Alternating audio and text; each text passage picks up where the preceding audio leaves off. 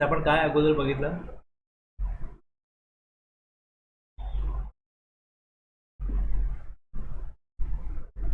एक स्क्रुटिनी होईल,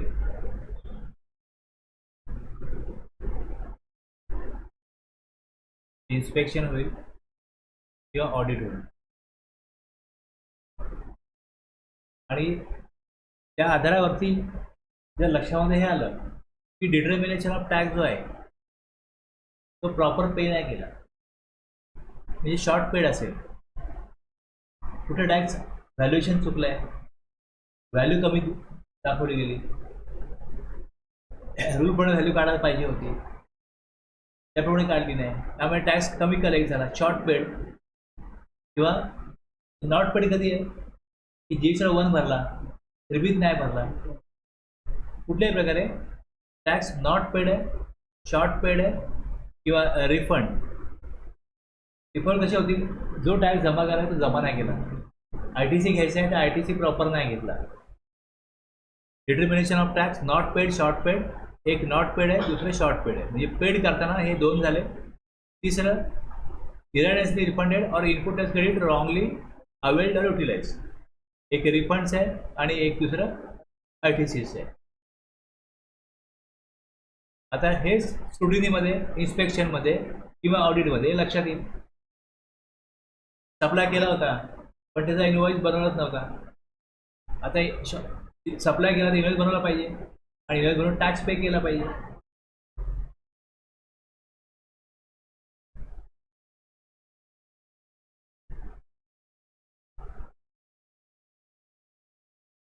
आणि सेक्शन 73 आणि सेक्शन 74 हे 2 सेक्शन जे आहेत हे कशा करताय बघा, कशा करताय की डिटरमाइन करा. आता याच्यामध्ये शब्द काय पुढे, अदर दॅन फ्रॉड. 73 म्हणतो की अदर दॅन फ्रॉड, हे जी चूक झाली ती चुकीचा गायडन्स मिळाल्यामुळे, चुकीचा ॲडवाईस मिळाल्यामुळे, किंवा उद्देश हा नव्हता की जाणीवपूर्वक टॅक्स कमी भरायचा आहे किंवा ITC जाणीवपूर्वक चुकीचा घ्यायचा आहे, असा उद्देश नव्हता. सेक्शन 73 आणि 74 मध्ये हाच फरक आहे की determination of tax not paid और शॉर्ट पेड और इरेनियसली रिफंडेड और input tax credit wrongly availed और utilize by reason of fraud. आता रिझन ऑफ फ्रॉड कसं आहे, काही जी आहे रिझन ऑफ फ्रॉड ही लबाडीत केली होती, म्हणजे जाणीवपूर्वक टॅक्स कमी भरला, इरेनियसली रिफंड केला, ITC रॉंगली अवेल्ड केला, ह्याच्यामध्ये उद्देश हा लबाडी करण्याचाच होता.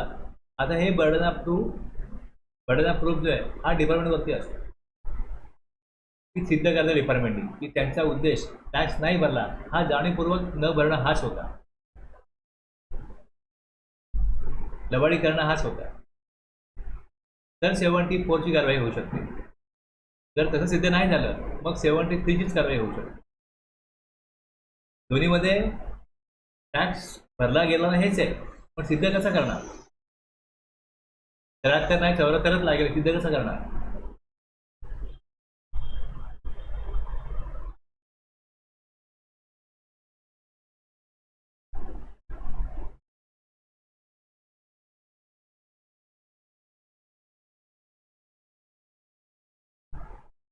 पंच्याहत्तर जो आहे general provisions relating to determination of tax,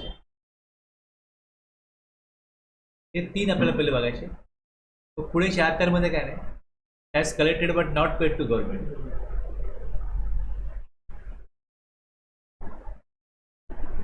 आणि 77 मध्ये tax wrongly collected and paid to central government or state government.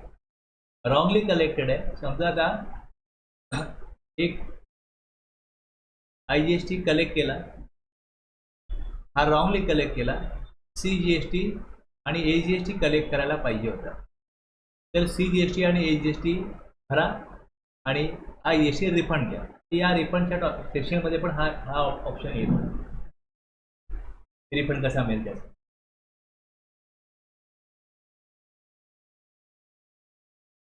त्र्याहत्तर, 74, 75, 76, 77 हे, आणि 78 पासून पुढे, 78 पासून पुढे हे रिकव्हरीचे आहे. जर का 77 बघितला तो थोडा वेगळाच आहे, तो रिफंडसाठीचाच आहे, तुम्ही याच्यावरनं जो योग्य टॅक्स भरा आणि जो कलेक्ट केला 9 तो कलेक्ट केला आहे तर तो रिफंड घ्या. प्युअरली 73, 74, 75, 76 हे 4 जे आहेत ते रिफंड संदर्भातले सॉरी डिमांड संदर्भातले आणि 78 पासून 84 जे आहे ते रिकव्हरीसाठी. आता याला बरेच रूल आहेत. हे रूल पण डिमांडसाठीचे कमी आणि रिकव्हरीसाठी तुम्ही रूल बघाल तर इथपासून हे फक्त 142 रूल आहे हा डिमांडचा आहे.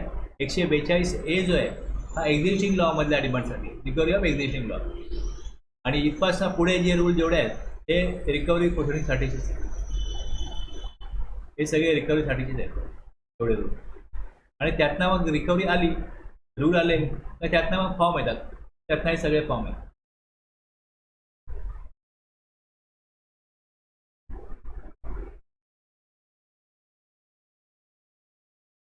त्याच्यामध्ये जेवढे फॉर्म दिसत आहेत 8 पर्यंत हे डिमांडचे. एक्झिस्टिंग लॉवाला 8 यायचे आहे आणि पुढे 9 पासून हे सगळे रिकव्हरीचे फॉर्म आहेत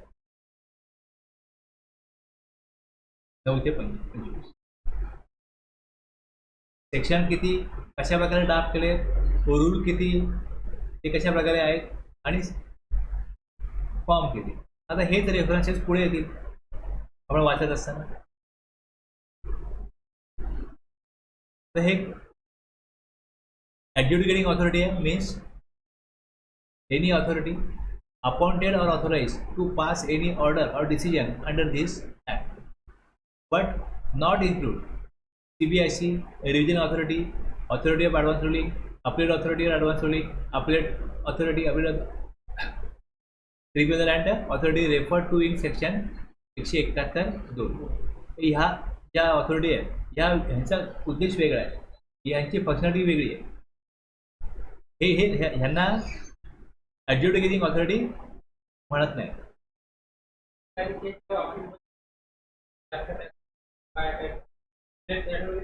ऑर्डर रिवाइज नाही करणार, रिवाइज करणार ते पाठवणार. एक थांबा जरा पाहिजे. ह्या ज्या ऑथॉरिटी आहेत ना ह्या फक्त लक्षात घ्या एवढं या ॲड्ज्युडिकेटिंग ऑथॉरिटी नाही आहे. याचा उद्देश ॲड्ज्युडिकेटिंग ऑथॉरिटीचा उद्देश काय फक्त means any authority appointed or authorise to pass any order or decision under this act. Appeal ऑथॉरिटीचं कार्य वेगळं आहे, अपील ट्रिब्युनलचं कार्य वेगळं आहे. आता ॲक्टमध्ये कसं अपील ऑर्डर व्हायची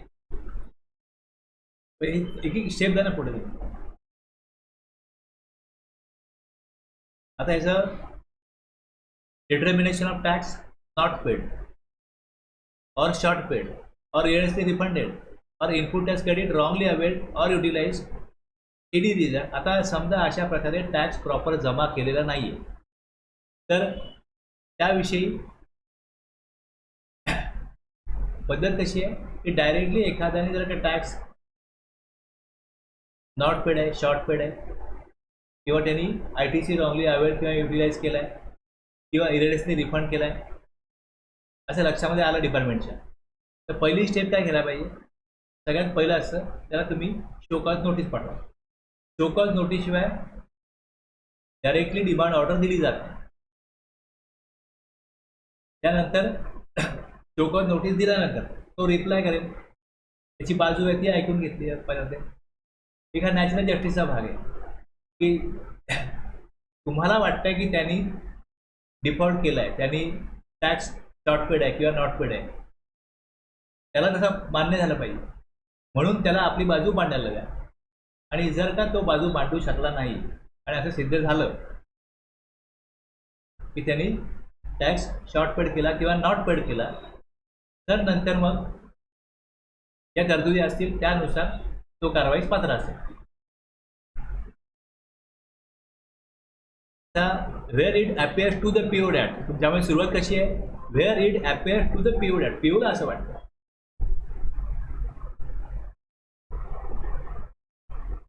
any tax as a not paid और शॉर्ट पेड हे आहे का पहिले, किंवा इरेडियसली रिफंडेड हे दुसरं आहे.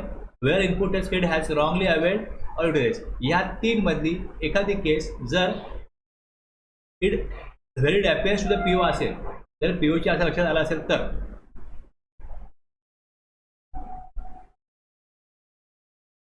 PO shall serve a notice on the person chargeable with tax which has not been so paid or which has been so short paid or to whom the refund has irregularly been made or who has wrongly availed or utilized the input tax credit. आता आपण 73 बघतोय. त्याच्यामध्ये for any reason हे आपण गृहीत धरलंय, हे हेतू पुरस्कार केलेलं नाहीये.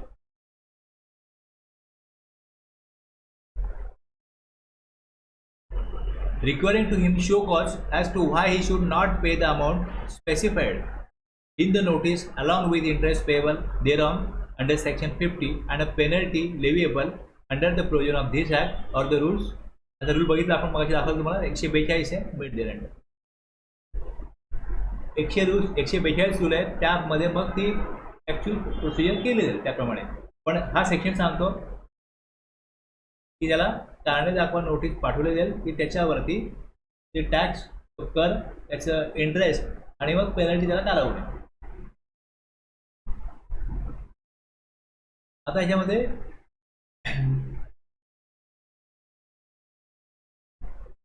हा डिफॉल्ट त्यांनी केला, तिथपासून किती वर्षामध्ये त्याला कारणे दाखवा नोटीस दिली जाऊ शकते. ह्याचं एक टाईम लिमिट पाहिजे, किंवा 2 वर्ष, 3 वर्ष, 5 वर्ष, 10 वर्ष. तर कधी पण याल आणि विचाराल, ते सांगाल की हां ते बुक्स ऑफ अकाउंट दाखवा, सगळं दाखवा. आता प्रत्येक म्हणजे कुठल्या पण कायद्यामध्ये आहे ना असं एक टाईम लिमिट असतं. आता समजा वीज चोरी असेल, एखाद्याने वीज चोरी केली आहे, तर तो वीज चोरी करतोच आहे कंटिन्युअस. मी बोलत त्याने वीज चोरी पकडली तर त्याची किती वर्ष रिकव्हरी काढली जाऊ शकते. तो 10 वर्ष अशा प्रकारे वीज चोरी करतोय, तर ती 10 वर्षी वीज चोरी काढू शकते का, काढता येते का. ते लिमिट आहे की 1 वर्ष, 2 वर्ष, 3 जे काही दिलं असेल त्याच्या अगोदरचं काय असेल ते काढता येणार. तसं दिलं असतं की म्हणजे ह्या ज्या काही गोष्टी चाललेल्या आहेत याच्यावरती कंट्रोल ठेवण्याकरता काहीतरी सिस्टीम असायला पाहिजे. त्या सिस्टीमचं काम आहे की तुम्ही लक्ष ठेवा की आपण कायदा बनवला आहे, त्या कायद्याप्रमाणे काम चाललं की नाही चाललंय. आणि जर लक्षामध्ये आलं की कायद्याच्या विरोधी कोणतरी काहीतरी कारवाई करतोय, तर त्याच्यावरती कशा प्रकारे ॲक्शन घ्यायची हे त्या कायद्यामध्ये दिलेलं असतं आणि त्यानुसार त्याची वसुली केली जाईल. आपण जसं बघितलं की पहिले बघा तुम्ही सप्लाय करताय, सप्लाय असेल तर टॅक्स लागेल. मग त्या सप्लाय गुड्स आहे का सर्व्हिस आहे हे बघा. गुड्स आणि सर्व्हिस असेल तर एज्युकेशन कोड बघा, त्यानुसार त्याचा इनवॉइस कधी बनवायला लागेल, गुड्स आणि सर्व्हिसचा याप्रमाणे इनवॉइस बनवा. आणि मग ही इन्फॉर्मेशन GST 1 दाखवा की GST 3B हा टॅक्स भरा. हे सगळं बाइंडिंग आहे ना. जो रजिस्टर्ड पर्सन आहे त्याला हे सगळं बाइंडिंग आहे की सप्लायवर टॅक्स लागतो. Supply of goods, supply of service किंवा बोथ आहे, त्यानुसार त्याचा जो टॅक्सेबल रेट आहे 12, 18 तो बघायला पाहिजे. त्याचा टाईम ऑफ सप्लाय बघायला पाहिजे, त्याचा व्हॅल्यू ऑफ सप्लाय बघायला पाहिजे, त्याची इनवॉइस प्रोव्हिजन बघायला पाहिजे. आता ह्याच्यामध्ये कुठेही चूक झाली तर ते तपासण्याचं काम कोण असेल. जर हे कोण तपासत नसेल, कोण बघतच नसेल आणि चुकीचे काय त्यांनी केलं असेल तर त्याच्यावरती कारवाई होतच नसेल, तर मग प्रॉपर टॅक्स कलेक्ट होणारच नाही. तर हे काम कोणाचं आहे, हे जे काम आहे हे काम आहे ॲड्ज्युडिकेटिंग ऑथॉरिटीज. की जर काय चुकीचं काम करत असेल, काय होत असेल तर त्याविषयी त्याला नोटीस पाठवण्याचा अधिकार का नाही. आता नोटीस जाईल, त्याकडे टॅक्स मागितला जाईल, मग त्याला संधी दिली जाईल, तुझी बाजू मांड.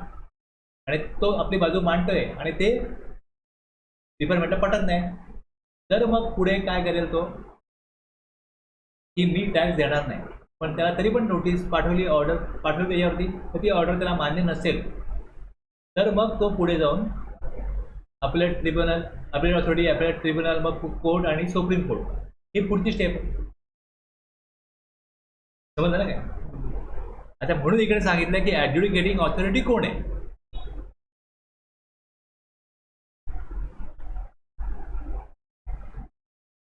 आता वेगवेगळ्या वेळी क्लेरिफिकेशन वगैरे मागितलं जातं, ते क्लेरिफिकेशन देण्याचं काम कोण करतं, CBIC करतं. CBICचा रोल वेगळा आहे. Central board of taxes, Indian taxes and custom ह्यांचा रोल वेगळा आहे. त्यानंतर रिव्हिजन ऑथॉरिटीचा रोल वेगळा आहे, authority for advance ruling role वेगळा आहे, appeal authority for advance ruling role वेगळा आहे, द अपील ऑथॉरिटी वेगळी आहे, the appeal tribunal and authority of हे वेगळं आहे. म्हणून त्याने डिफाईन केलं की ॲड्ज्युडिकेटिंग ऑथॉरिटी कोण असेल, ते काय करतात. तर ते हे ॲड्ज्युडिकेटिंग ऑथॉरिटी नाही आहे.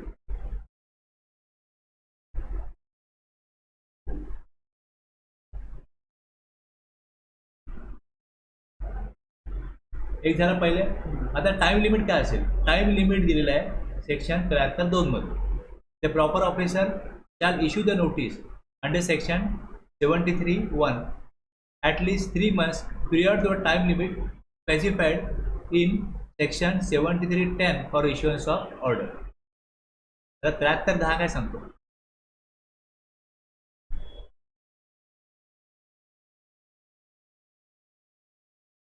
the proper officer shall issue the order under section 73(9)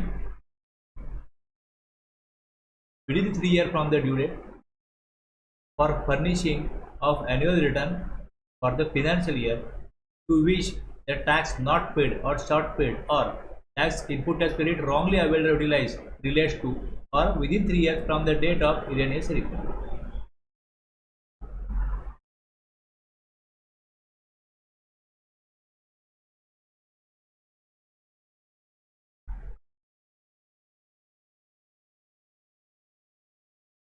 आता आपलं 23-24 हे फायनान्शियल इयर चालू आहे. याचा ॲन्युअल रिटर्न म्हणजे GSTR 9 कधी भरला जाईल, 31 डिसेंबर 2024. आता हा भरल्यानंतर जर मग GST डिपार्टमेंटने याची स्क्रुटिनी केली आणि तेव्हा लक्षात आलं की tax short paid not paid आहे,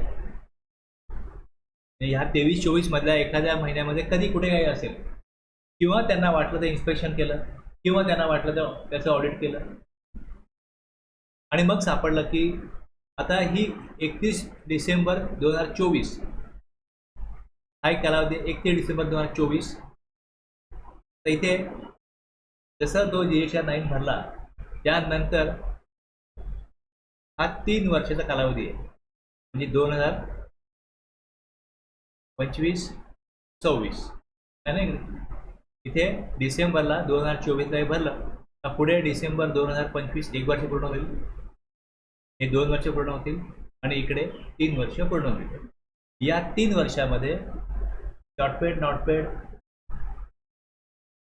इरेनियसली रिफंडेड, रिफंडची केस आहे. रिफंडच्या केसमध्ये कसं आहे की रिफंड कधी घेतला, within 3 years from the date of erroneously refund, refund कधी घेतला.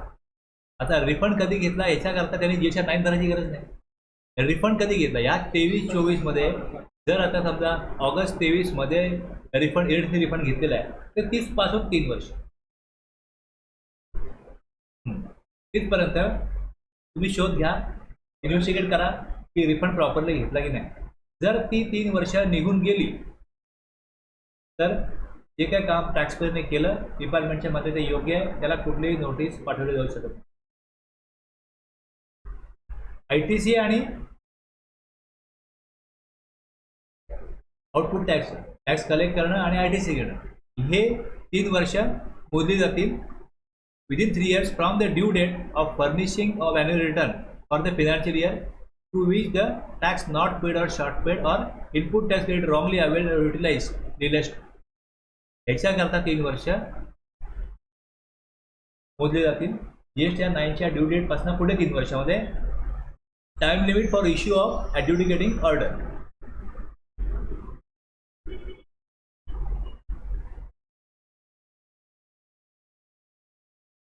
आता गव्हर्नमेंटने काय केलं, 17-18 चा GSTR 9 कधी भरला गेला, 18-19 चा GSTR 9 कधी भरला गेला, ह्याच्या डेट आहे ना त्या एक्सटेंड केलं. Extension 17-18-18-19 extension of time limit हे केलं गेलं. नोटिफिकेशन काढलं, नोटिफाय करून त्या डेट पुढे नेलं.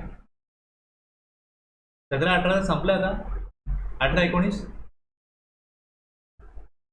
18-19चं extension of time limit 30 April आणि 19-20चं extension of time limit for issuance of order काढण्याची डेट जी आहे ती आता ह्या डेट नोटिफिकेशन काढून एक्सटेंड केलं आहे. नोटिफिकेशन नंबर तिथे लिहिलेलं आहे. नोटिफिकेशन एकदा आलं, दोनदा आलं, तीनदा आलं, ते नंबर त्यांचा डेट वाढून आता ती डेट त्यांनी पुढे नेली. म्हणजे तोपर्यंत त्यांना वेळ जर कमी, त्यांना 3 वर्ष पण वेळ कमी पडली तर नोटिफिकेशन काढून ती डेट एक्सटेंड केली जाऊ शकते.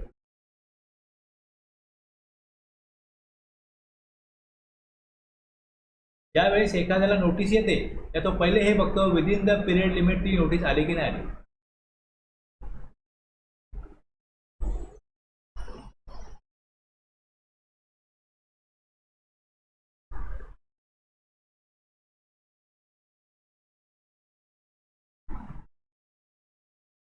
तर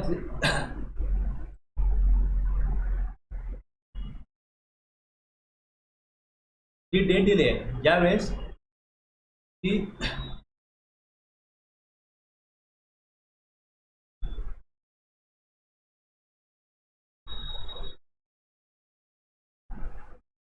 डिमांड ऑर्डर म्हणजे डीओ डिमांड ऑर्डर तर फायनल झालं की डिमांड किती आहे ते डिमांड ऑर्डरमध्ये येईल.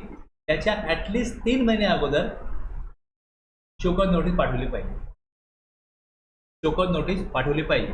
म्हणजे इथे बघा हे 2027 आहे ना, हे 2027 31 डिसेंबर 2027 डिमांड ऑर्डर फायनल होईल तर गव्हर्नमेंटला टॅक्स मिळणार आहे. याच्यात 3 महिने अगोदर म्हणजे इकडे हा नोव्हेंबर आहे, इथे ऑक्टोबर आहे, नोव्हेंबर आहे, इकडे ऑक्टोबर आहे. ॲटलिस्ट 1 ऑक्टोबरला नोटीस गेली पाहिजे. त्याच्या अगोदर इथे पाठवली तर 1 जानेवारी 2026ला चालेल ना. कधी एकदा की तुम्ही त्याला शोकॉज नोटीस दिली तर त्यानंतर डीओ कधी फायनल करायचा, तर ही लास्ट डेट आहे 31 डिसेंबर 2027. त्याच्यापर्यंत अगोदर कधी पण नोटीस द्या, शोकॉज नोटीस. एकदा का ही डेट जर का क्रॉस झाली, याच्या पुढे गेलो तर मग ती शोकॉज नोटीस व्हॅलिड ठरणार नाही, कारण 3 महिने अगोदर नोटीस नाही दिली.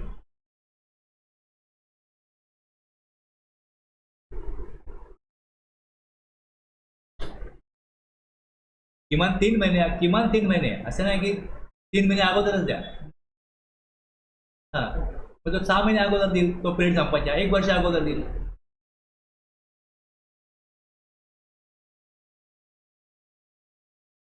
आता याचा उद्देश हे खाली माहिती दिलेली आहे की in order to adhere to the principle of natural justice before raising any tax demand. Tax demand पाठवण्यापूर्वी त्याला तुम्ही ही एक नॅचरल जस्टिस आहे की त्याला न्याय दिला जातोय. पण आमच्या दृष्टिकोनातनं आम्हाला वाटतंय की तू प्रॉपर टॅक्स जमा केलेला नाही किंवा प्रॉपर ITC घेतलेला नाही किंवा रिफंड प्रॉपर घेतलेला नाही तर मग तू काहीतरी देणं लागतो. ही तुमची बाजू आहे, डिपार्टमेंटची बाजू आहे. पण टॅक्सपेअरला ती तुम्ही जे काय त्याचा तुमचं फायंडिंग आहे त्याला पटलं पाहिजे. त्याला पटत असेल तो ॲग्री होईल तर तो टॅक्स देईल.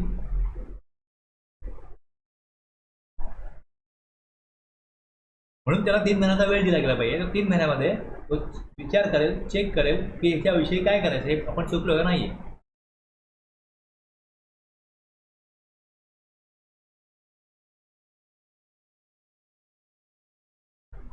आता जसं समजा एखादी चूक केली असेल तर जोपर्यंत त्याला चूक दाखवली जात नाही तोपर्यंत ती चूक तो परत करणार ना.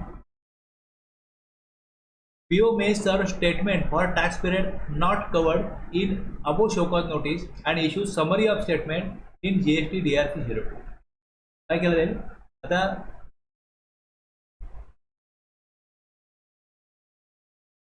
DRC 01 मध्ये ते दिलं. तसंच स्टेटमेंट एक शो कॉज नोटीस आहे. दुसरं सेम डिफॉल्ट पुढच्या कालावधीमध्ये केला असेल. तुम्ही समजा आता तुम्ही जेव्हा बघायला जाता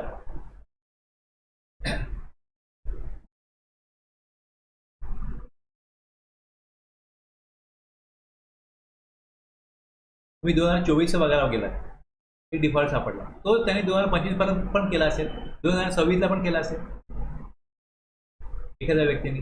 तर ही केस आपण काढली आहे तर याच्या पुढची पण काढून बघा. त्यांनी GSR 9 24चा काय फाईल केला, 25चा काय केला, 26चा फाईल केला. मग त्याला नोटीस पाठवण्यापूर्वी जर लक्षात आलं की पुढच्या कालावधी आपण हा सेम डिफॉल्ट कंटिन्यू करतोय, सेम ती चूक रिपीट करतोय, तर त्या वर्षीचं परत वेगळं काढा, मग पुढच्या वर्षीचं वेगळं काढा, पुढची ऑर्डर वेगळी काढा. हे न करता एकत्रितपणे तिन्ही वर्षाचं त्याला जर डिमांड पाठवायचं असेल तर मग एक PO sir statement where a notice has been issued for any period under section 73(1), the proper officer may serve a statement containing the details of tax not paid or short paid or erroneously refunded or input tax credit wrongly availed or utilized for such period other than those covered. जो period cover नाही आहे 73-71 मध्ये, त्या दुसऱ्या पिरियडसाठी त्याला statement दिलं जाईल. आता त्याची स्टेटमेंट आहे, the service of such statement shall be deem to be serve of notice. ते स्टेटमेंट हे नोटीसच मानलं जाईल on such person under section 73(1) subject to the condition that the ground relied upon the such period other than those covered under section 73 are the same as per mentioned in the earlier notice. जे notice मधलं ground आहे तेच ground असेल तर मग ही नोटीसच मानली जाईल, statement ही notice मानली जाईल. थोडक्यात काय दिलंय वरती हेडिंग मध्ये, service of statement to be deem to be service of show cause notice if grounds relied upon are same as mention in earlier show cause notice. Ground same पाहिजे.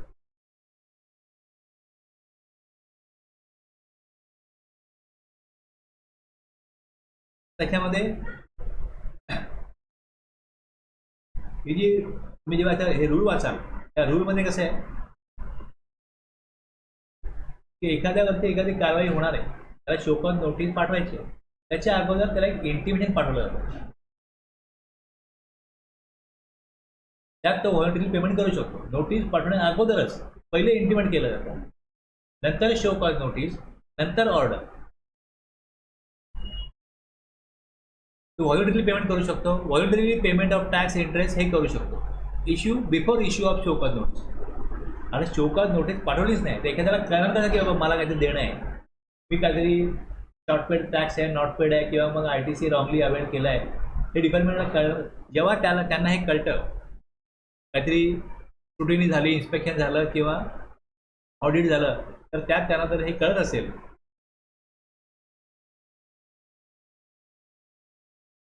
फॉर्म GST DRC 01A आहे, याच्यामध्ये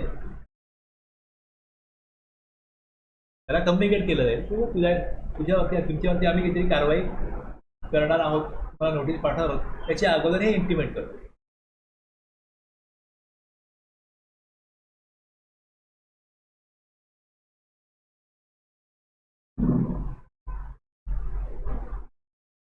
voluntary payment केलं तर person chargeable with tax may before service of notice under section 73(1) or as the case may be the statement under section 73(3) pay the amount of tax along with interest payable thereon under section 50 on the basis of his own ascertainment of such tax or the tax as ascertained by the proper officer and inform the proper officer in writing of such payment.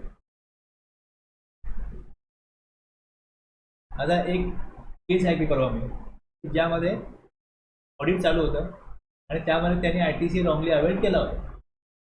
ते विचारणार ना, जो accountant बसायला विचारणार किंवा हे तुम्ही काय केलं, हा ITC घेतला आहे, सर तुमच्याकडे काय डॉक्युमेंट्स आहेत, हे कशा करता वापरलं, तर कळलं हे ब्लॉक क्रेडिट आहे, हे क्रेडिट घेतलं गेलं, हे क्रेडिट घ्यायला नाही पाहिजे, हे अयोग्य क्रेडिट आहे तुमचं. तर एखादा व्यक्ती समजा तुमच्याकडे महिन्याभर येतोय, तुमची काहीतरी ओळख होईल ना, आणि जो व्यक्ती असेच करतोय ते ऑडिट करताना जो येणार डिपार्टमेंटचा माणूस येणार एखाद्या ऑफिसमध्ये अकाउंटंटशी बोलणार, तर माणूस म्हणून इकडची जे काही कामापुरती बोलत असतील ह्यातून मी काहीतरी कारवाई करणार आहे असं किंवा हे तुम्ही जे काही विचारलं जाईल त्या लक्षात येईल, तर तो कोणाला कोणाला सांगणार. जर त्या मालकाला सांगितलं अरे असं बोलत होते, असं आपण केलंय, ते ब्लॉक क्रेडिट आहे, आपण ते घ्यायला नाही पाहिजे, बोलत होते, मला विचारलं तर त्यांनी ती गोष्ट सिरियसली घेतली. त्याने ती विचारली त्यांच्या कन्सल्टंटला की बाबा असं आपण ITC घेत आलो आहे, तसं ऑडिटमध्ये आमची केस चालू आहे, त्यांनी काहीतरी असं आमच्या अकाउंटंटला बोलले. बरोबर आहे, हे क्रेडिट तुम्ही घ्यायला नाही पाहिजे, हे क्रेडिट तुम्हाला इलिजिबल नाही आहे तुम्ही घ्यायला. मग काय नाही होईल, डिपार्टमेंट तुम्हाला नोटीस काढेल, पेनल्टी वगैरे लावेल, सगळं करेल. आता इंटरेस्ट तर नेहमी देत असतो कुठल्या परिस्थिती, इंटरेस्ट तर बाय डिफॉल्ट येतोच. त्यांनी इमिजिएटली सगळं ते चेक केलं आणि तो जो टॅक्स आहे तो इमिजिएटली भरून टाकला. म्हणजे ती ऑडिट पूर्ण होण्याच्या अगोदरच. आता ऑडिट पूर्ण झालं, त्याने त्याला शोकत नोटीस पाठवली.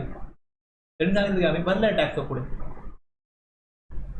आम्ही देणं लागत नाही. टॅक्स भरला, इंटरेस्ट भरला, सगळं भरलं, देणं लागत नाही आता काय.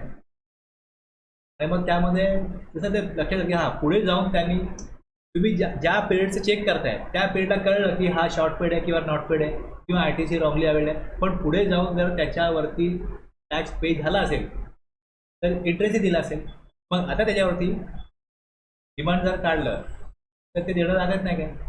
हे कोर्टामध्ये सिद्ध झालं पुढे जाऊन, आणि कोर्टाने सांगते याने टॅक्स दिलेला आहे. तुम्ही त्याला जे काही विचारलं असेल, अकाउंट सांगितलं असेल, त्याने त्यांना कळलं. हे तुमच्या दोघांचा विषय आहे ना. हे तुम्ही बोलला, त्याला कळलं म्हणून त्याने केलं ना, त्याच्या लक्षात आलं म्हणून त्याने केलं. पण एवढं तर कळलं त्याने आपली तो दुरुस्त केली आहे. मग आता तुम्ही त्याला पेनल्टी का लावता? आता विषय देत नाही पेनल्टीचा. टॅक्स इंटरेस्ट त्याने दिलेला आहे.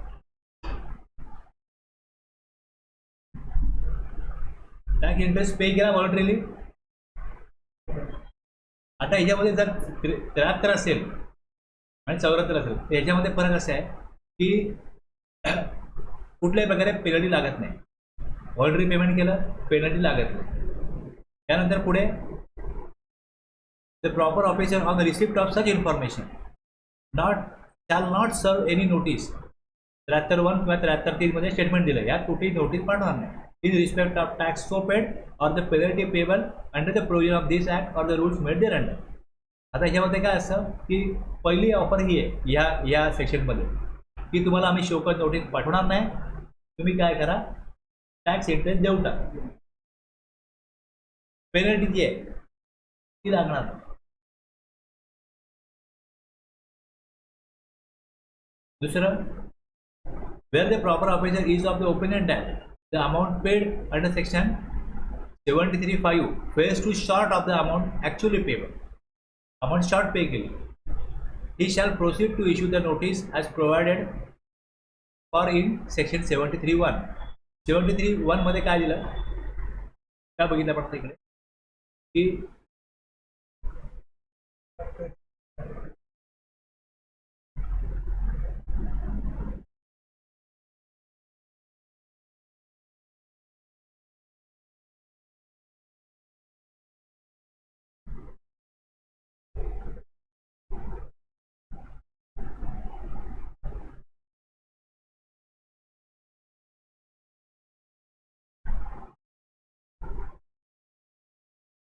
त्याला जे काही इंटिमेट केलं गेलं किंवा जी नोटीस पाठवली गेली ती त्यांनी संपूर्ण नाकारलं नाही, पार्शियली नाकारलं. पार्शियली अमाऊंट भरली, पार्शियली नाही भरली.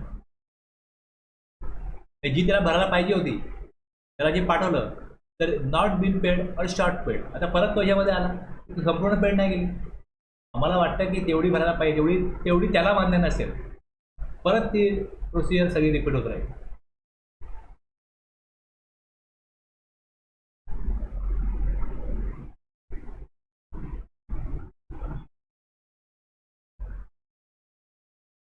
where any person, इथपर्यंत आलो ना आपण, if any person, where any person chargeable with tax 73(1) किंवा 73(3) मध्ये pays the said tax along with interest payable under section 50 within 30 days, 30 दिवसामध्ये त्यांनी टॅक्स जर पे केला of issue of show cause notice, show cause notice issue केली. पहिले इंटिमेशन दिलं, त्याने काही उत्तर दिलं नाही, मग शोकॉज नोटीस दिली, तर 30 दिवसामध्ये, आता ज्यावेळेस ही शोकॉज नोटीस जाईल तर त्यामध्ये इंटरेस्ट पण असेल आणि पेनल्टी पण असेल. ऑफर काय, no penalty shall be payable and all proceedings in respect of the said notice shall be deemed to be concluded. 30 दिवसामध्ये त्यांनी टॅक्स आणि इंटरेस्ट पे केला तर पेनल्टी नाही. The proper officer shall, after considering the representation, if any, made by person chargeable with tax, determination of tax, amount of tax, interest and penalty equivalent to 10% of tax or 10,000, whichever is higher, due from such person and issue an order. मग order काढलेली. पहिले काय केलं,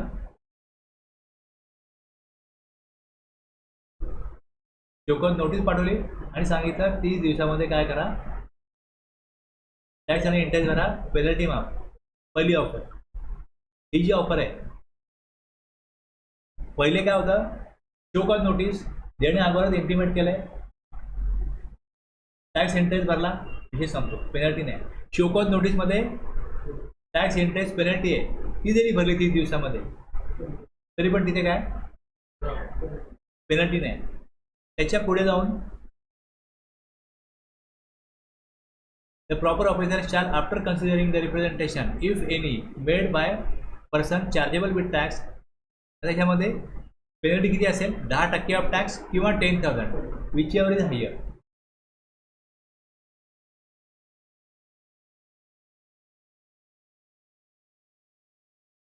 नॉटविथस्टँडिंग anything containing section 73(6) किंवा 73(8) वरती जे offer दिल्या आहेत, त्यानंतर ही एक ऑफर काय, penalty under section 73(9), penalty 10% of tax और 10,000 whichever is higher shall be payable whether any amount of self assessed tax or any amount collected as tax are not been paid within a period of 30 days from the due date of payment of such tax.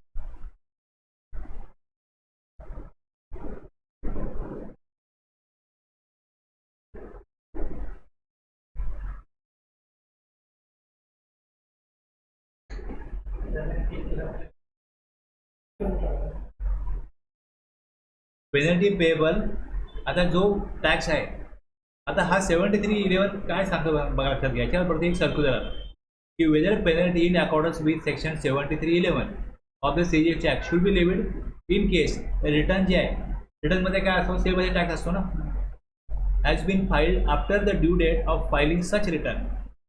याचं clarification काय आलं की as per the provision of section 73(11) of the CGST act, penalty is payable in case self assessed tax or any amount collected as tax has not been paid within a period of 30 days.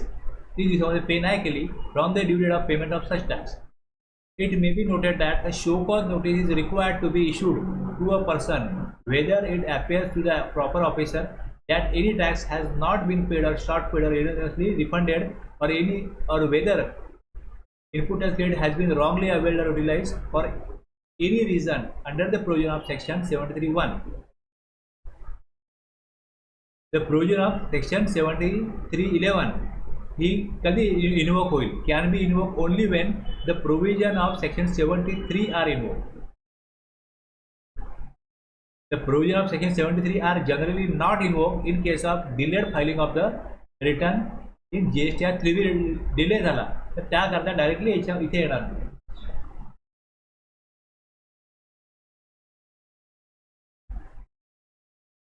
Not invoked in case of delayed filing of the return in Form G3B because tax along with applicable interest has already been paid, but after the due date payment of tax. It accordingly clarified that penalty under section 73(11) is not payable in such case. त्यात penalty लागणार नाही.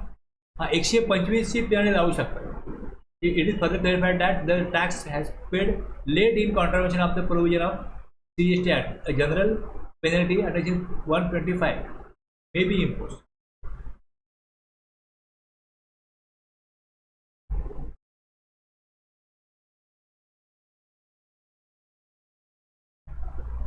आता याच्यामध्ये आपण काय काय बघितलं, 73(1) मध्ये बघितलं. पहिले इश्यू ऑफ शोकॉज नोटीस, याच्यामध्ये 3 वर्षाचा कालावधी शोकॉज नोटीस काढण्याचा, ॲटलिस्ट 3 महिने अगोदर नोटीस काढा. हे 73(2) आणि 10 मध्ये दिले की शोकॉज नोटीस ऑर्डर काढायची आहे 3 वर्षामध्ये, त्याच्या 3 महिने अगोदर ॲटलिस्ट मिनिमम शोकॉज नोटीस जाईल. सिमिलर डिफॉल्ट असेल तर समरी ऑफ स्टेटमेंट DRC 02 मध्ये जाईल. मग तोच स्टेटमेंट म्हणजेच मानलं जाईल की शोकॉज नोटीस आहे. व्हॉलंटरी पेमेंट टॅक्स इंटरेस्ट होऊ शकते, शोकॉज नोटीस जाणार नाही. No show cause notice if amount paid. show cause notice to be issued if amount is short paid. But if tax and interest is paid within 30 days of show cause notice, no penalty. No penalty. आणि 10% of penalty payable if sale price tax not paid within 30 days. 30 दिवसामध्ये त्यांनी जर का order काढल्यापासून payment नाही केलं, show cause notice काढली तरी पण पेनल्टी लागत नाही. 10% पेनल्टी कधी लागेल किंवा 10,000 कधी लागेल? Sale price tax not paid within 30 days. 30 दिवसामध्ये जर त्यांनी पेमेंट केलं नाही तर नोटीस काढल्यानंतर.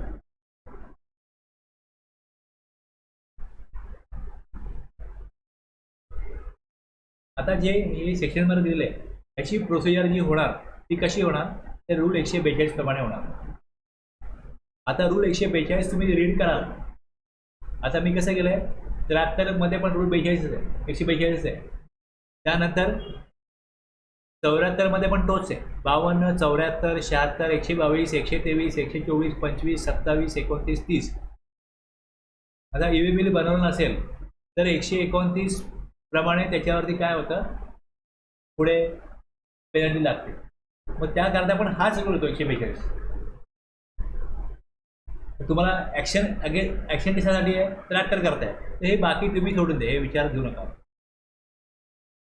की 73 मध्ये रूल 142 काय करायचं. Notice issued the proper officer PO shall serve along with notice issued आणि 73 a summary there of electronically form GST DRC 01 statement. तुम्ही 73 बघताय त्याप्रमाणे काय स्टेटमेंट करायचं आहे, फॉर्म GST DRC 02. आता पुढे बघा, इथे हा जो 142 1 होता याच्या पुढे 1A काढला की PO may before show cause notice communicate details of TIP म्हणजे काय, tax interest penalty. In part A of DRC 01A the PO may before service of notice to the person chargeable with tax interest and penalty under section 73(1) communicate the details of any tax interest penalty as ascertained by the said officer in part A of form GST DRC 01A. म्हणजे 1A मध्ये पहिले त्याला एक communication होईल की तुमच्यावरती आम्ही काहीतरी, तुम्ही नॉट पेड किंवा ITC रॉंगली अवेल केला आहे, ते आम्हाला लक्षात आलं आहे, त्यानुसार तुमच्यावरती आम्ही कारवाई करणार आहोत. हे फक्त काय कम्युनिकेशन केलं आहे, इंटिमेशन दिलेलं आहे, नोटीस नाही येईल. नोटीसच्या अगोदर हे पाठवलं जाईल. नोटीस काय DRC 01 आहे आणि त्याच्या अगोदर DRC 01A मध्ये त्याला फक्त याची इंटिमेशन मिळते. त्यातून त्याला टॅक्स इंटरेस्ट पेनल्टी किती असू शकेल हे कळतं.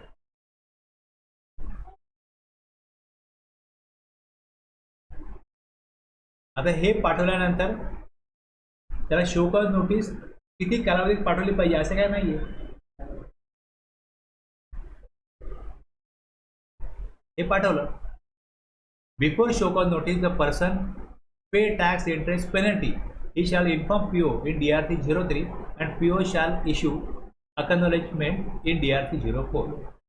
आता जर त्याला इंटिमेशन दिलं बिफोर शो कॉज नोटीस किंवा notice of statement, the person chargeable with tax makes payment of the tax and interest in accordance with the provision of section 73(5) or where any person makes payment of tax, interest, penalty or any other amount due in accordance with the provision of the act, whether on his own ascertainment or as communicated by the proper officer under rule 142 1A, he shall inform the proper officer of such payment in DRC form GST DRC 01 and the proper officer shall issue an acknowledgement accepting the payment made by said person in GST DRC 04.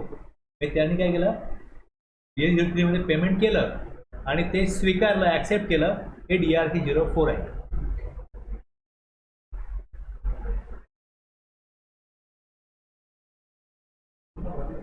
आता जर त्यांनी partial payment केलं असेल, पूर्ण payment नाही केलं, partial payment केलं, तर मग परत त्यावेळी पुढे काहीतरी अमाऊंट भरायची राहिलीच आहे. आता person makes partial payment desire to file submission against proposed liability, he may use Part B of DRC 01A.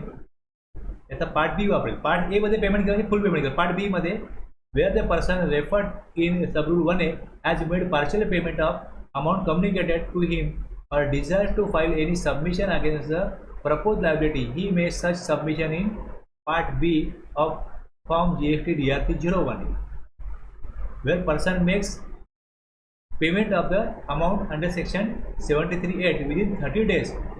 Inform officer in DRC 03 and PO shall issue order DRC 05 concluding all proceedings. जर संपूर्ण payment केलं तर सगळं accept होईल ते payment आणि कारवाई संपली. यापुढे तुम्हाला काय या संदर्भामध्ये काय देणं नाही आहे, काय कारवाई होणार नाही, काय त्रास होणार नाही.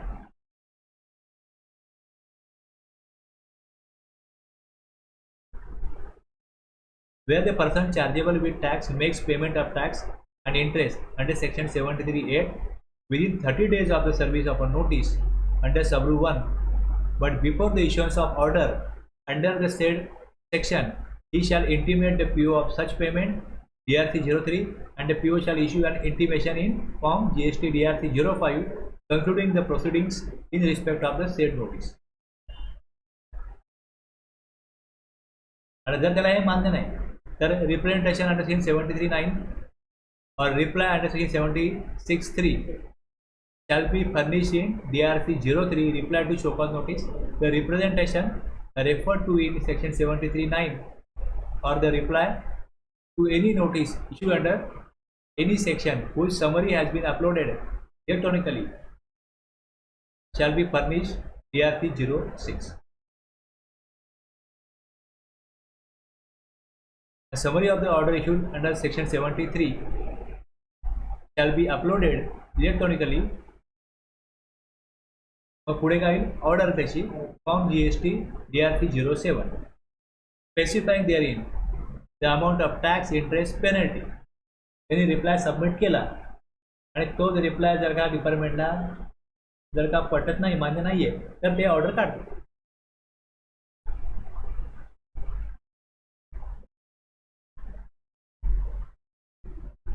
आता त्यामध्ये काय चूक असेल, मिस्टेक असेल, where a rectification of the order has been pass in accordance with the provision of section 161, the rectification of errors apparent on the face of record, or where an order uploaded on the system has been withdrawn, a summary of the rectification order or the withdrawal order shall be uploaded. हे कशामध्ये येईल, proper officer 8 मध्ये. अशा प्रकारे याची procedure. या प्रकारे 73 मध्ये तुम्हाला काय करता की जर का ऑर्डर काढली विदिन 30 डेज पेमेंट केलं तर इंटरेस्ट भरायला लागतो. टॅक्स टॅक्स आणि इंटरेस्ट पेनल्टी लागत नाही बरं. एवढं ते कळलं ना. आता 10% पेनल्टी पेएबल कधी आहे, जर त्यांनी नोटीस काढल्यापासून 30 दिवसामध्ये जर का पेड नाही केलं तर ती 10% पेनल्टी लागेल.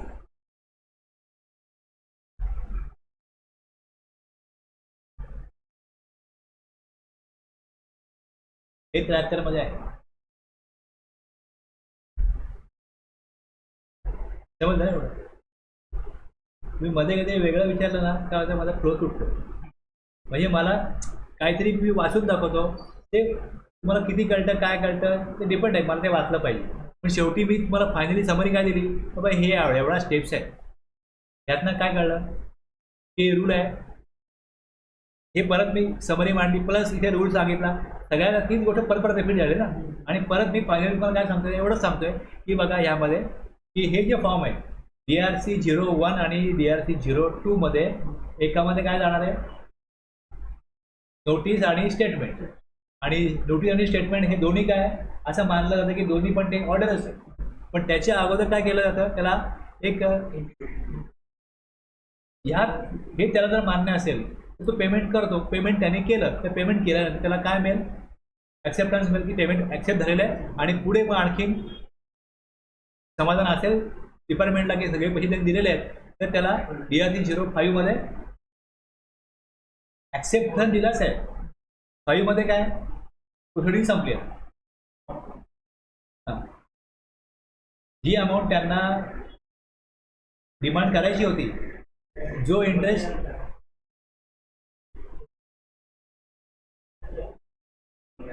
फोरमध्ये काय बघा, पेमेंट ॲक्सेप्ट केलं. फोर काय म्हणतो, फोरमध्ये काय होतं, पेमेंट ॲक्सेप्ट केलं. हां हां, तुम्ही जे ऑलरेडी पेमेंट केलं आहे ते आम्ही स्वीकारतोय आणि त्यानंतर ते पेमेंट जर पूर्ण आहे, पेमेंट पूर्ण आहे, तर आता पुढे ऑर्डर काढायची गरज नाही, पुढे आणखीन कारवाई करायची गरज नाही. मग ते DRA-05 सांगतात की आता ऑल प्रोसिडिंग एंड, संपला विषय.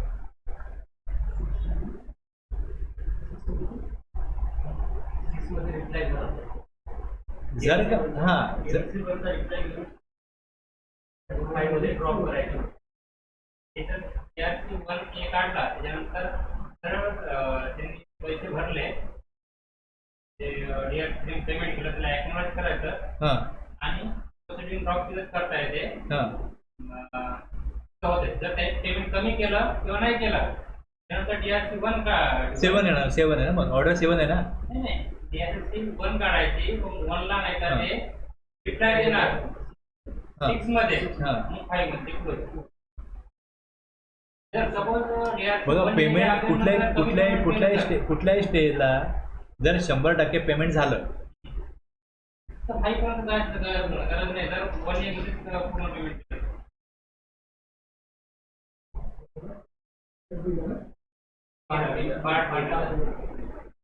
पार्ट केला ते.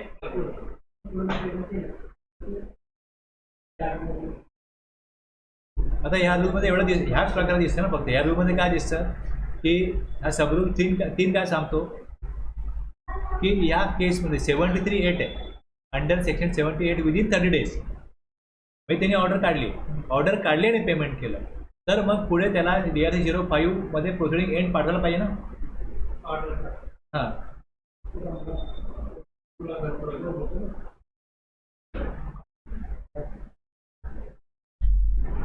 इथे तो शो कॉलला रिप्लाय करतच नाही ना, कारण त्याला ॲक्सेप्ट आहे. ऑर्डर काढल्यानंतर विदिन 30 days त्याला ॲक्सेप्ट आहे.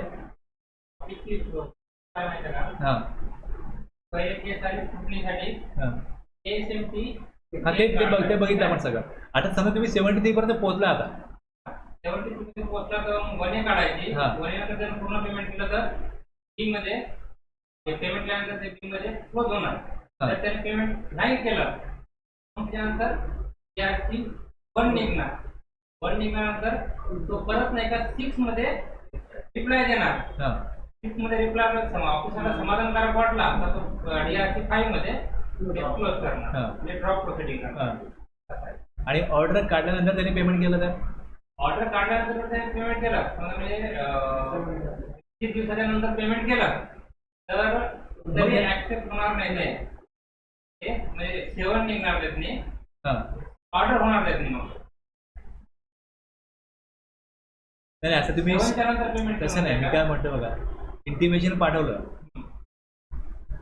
त्यानंतर त्यांनी पेमेंट नाही केलं, मग हां तेही पाठवलं, शोकॉज नोटीसही पाठवलं. शोकॉज नोटीस पाठवल्यानंतर त्यांनी 30 दिवसामध्ये पेमेंट केलं तर पेनल्टी नाही आहे. आणि शोकॉज नोटीस पाठवल्यानंतर 30 दिवसांनंतर त्यांनी पेमेंट केलं तर त्याला पेनल्टी भरायची. आता त्यांनी टॅक्स इंटरेस्ट पेनल्टी भरली त्याप्रमाणे नंतर, मग आता पुढे तरी प्रोसिडिंग क्लोज होणार. 30 दिवसानंतर मग तेच बोलतोय केलं तरी पण 5 मध्ये. हां. बघा कसं होतं की पण ते टॅक्स बघा कसं आहे, एकदा का नोटीस काढली की त्यानंतर त्यांनी 3 महिन्यामध्ये जर का टॅक्सचं इंटरेस्टचं आणि पेनल्टीचं पेमेंट नाही केलं तर रिकव्हरी प्रोसिडिंग स्टार्ट होतं 90 दिवसामध्ये. म्हणजे त्यांनी 30 दिवसात पेमेंट नाही केलं तर त्याला पेनल्टी द्यायची. 30 दिवसात पेमेंट केलं नोटीस काढल्यापासून तर त्याला हां टॅक्स आणि इंटरेस्ट एवढाच द्यायचं. त्यांनी समजा 70 दिवसात पेमेंट केलं तर रिकव्हरी करून द्यावं लागणार नाही. आता 70 दिवसात त्यांनी पेमेंट केलं DRC-7च्या नंतर 90 दिवस मिळतात. मिळतात ना. मग ते म्हणतोय त्यांनी 70 दिवसामध्ये पेमेंट केलं तर काय करणार.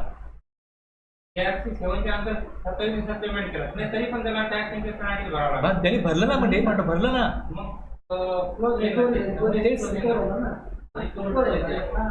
मग आता यापुढे कारवाई होणार नाही. मग DRC 05 येईल की नाही येईल? नाही येणार. नाही येणार ना. नाही DRC 05 फक्त DRC 1च्या अगेन्स्टच निघणार. रिप्लायच्या अगेन्स्ट रिप्लायच्या अगेन्स्ट निघणार DRC 5.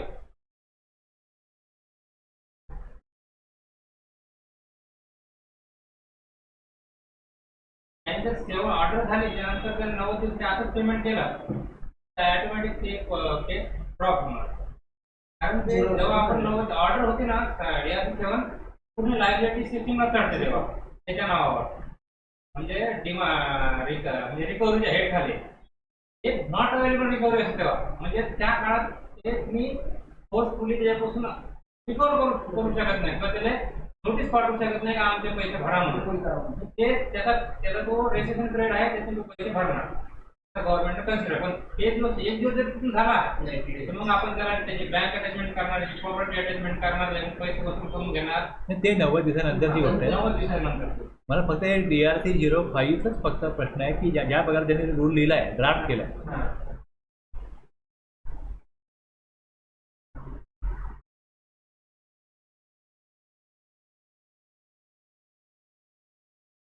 इथे कसं केलं आहे की बघा, if tax and interest is paid within 30 days of show cause notice, no penalty. आणि इथे खाली काय दिले आता,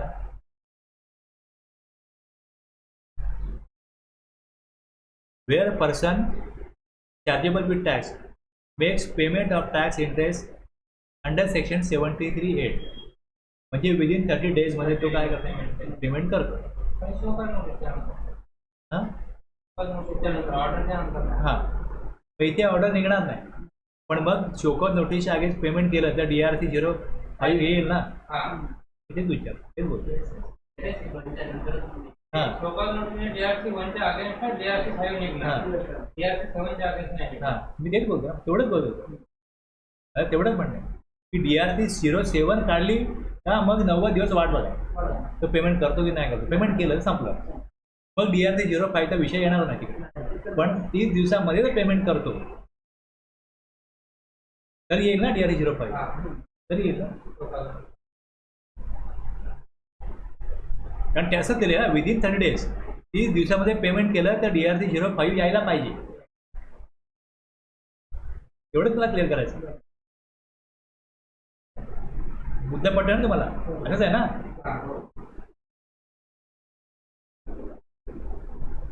इथे ब्रेक घेऊया.